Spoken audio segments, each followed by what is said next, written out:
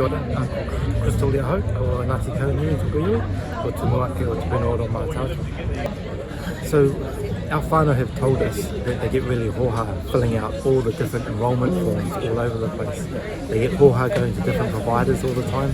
They get hoha having to respond to this person, to this person, to this person. And it's all unconnected, all uncoordinated. You know, they want a one-stop shop. They want a fully integrated model. They want someone that understands them and their whānau, not just their clinical problem, but the whole holistic care that they're after. And so our goal is to build the integrated model that allows them to get that single plan, that single point of contact, and we'll get contracts, we'll build partnerships with whoever to create that. And then once we've got our integrated model, we go mobile, and really, there's no reason why whānau and Ruatahuna, Murupara or whoever shouldn't get first class health.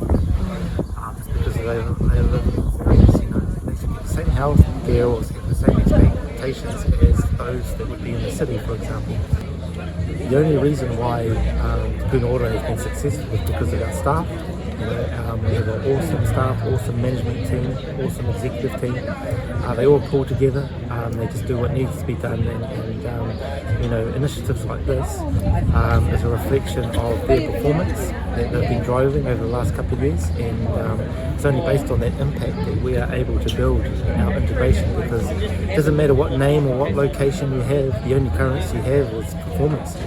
And once whānau recognise that, then you can slowly build the model. And so staff is everything. Our drive for our kaupapa, one is starting from our rangatahi and engaging with them i te kura, and then the flow-on effect from our tūmai rangatahi into our adult health academy. And we do have an open door policy where no mai haramai, he whānau katoa, i roto i a Mataatua rohe. No criteria. I guess we do focus on a health focus in terms of employment and skill upskilling.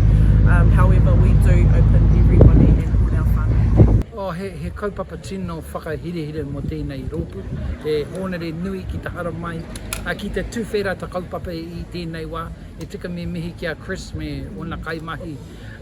Mo tā rātou mahi ki te tautoko tēnei hāpori i ngā wā katoa. E tika me mihi ki a rātou. Rawe tēnei kaupapa i te mea he tino tautoko rātou ngā rangatahi me ngā pakake, e tika me mihi ki a rātou he honare nui ki te hara mai ki te tautoko te kaupapa i tēnei. Tēnei te huarahi tika, ne? I te mea mā tēnei rautaki pēr, ko te tūmanako, hei whakapakari te hauora. Koina tā mātou tino tūmanako i tēnei wā.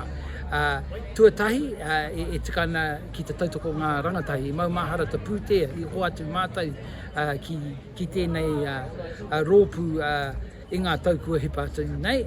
I rungi i tērā, e nai, e tika ana ki te whakapakari te whanaungatanga, ne, te pūtea hoki, ko te tino tūmanako, e tika ani nai ki te whakapakari, te whanaungatanga me te hāpori, ki te hoatu ngā mahi ki ngā rangatahi me ngā pakake, mā tērā, ko te tūmanako hei whakapakari ngā hene ngaro me ngā hau.